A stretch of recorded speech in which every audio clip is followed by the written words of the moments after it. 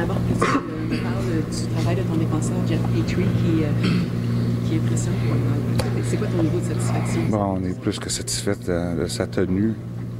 C'est une grosse addition.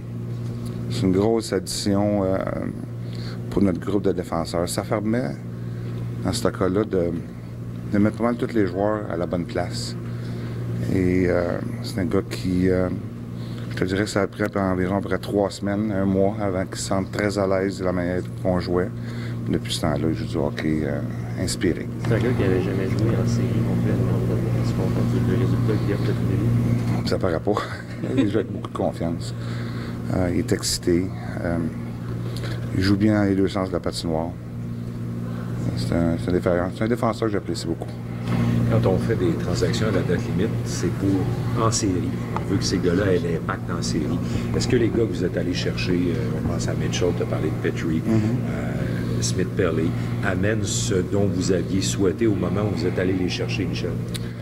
Oui, Marc a fait, et son groupe, a fait probablement une bonne évaluation de notre équipe, les besoins qu'on avait, ce qu'on recherchait.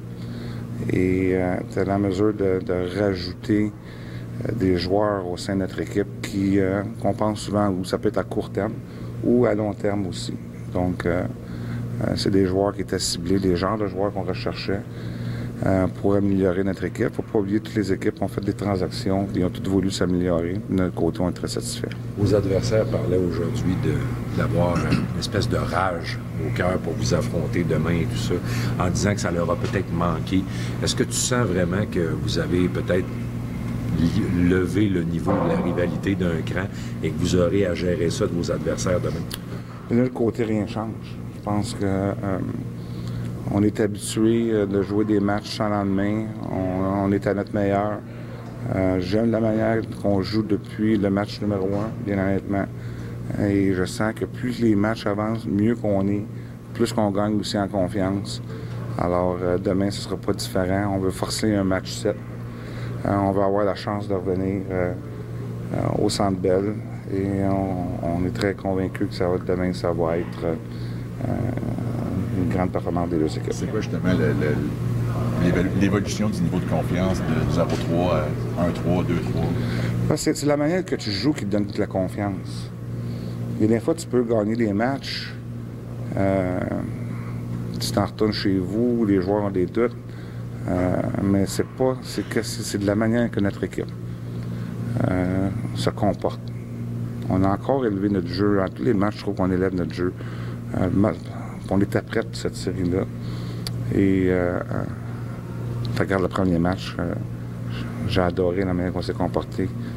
Donc, je sentais un groupe déterminé. Je sentais un groupe prêt. Des fois, les résultats ne sont pas toujours là, mais ça te donne de la confiance, pareil. Puis plus ça avance, plus on a de la confiance. Mais est-ce qu'il y a une différence dans le sens où à 0-3, on veut simplement survivre, et là, à 2-3, on se dit, hey, on est sur le point de... Pour notre situation, comme je disais, elle n'a pas changé. L'équipe, Michel, face à l'élimination, tu peux élaborer le meilleur plan de match possible, mais à quel point Carey Price reste la meilleure arme? Mais ça passe souvent de là, hein? Donc,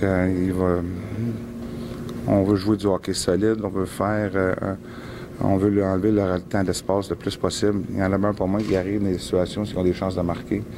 Et comme un peu le dernier match où on pense qu'on a joué encore une fois un match solide. Mais il y a toujours des breakdowns qui arrivent.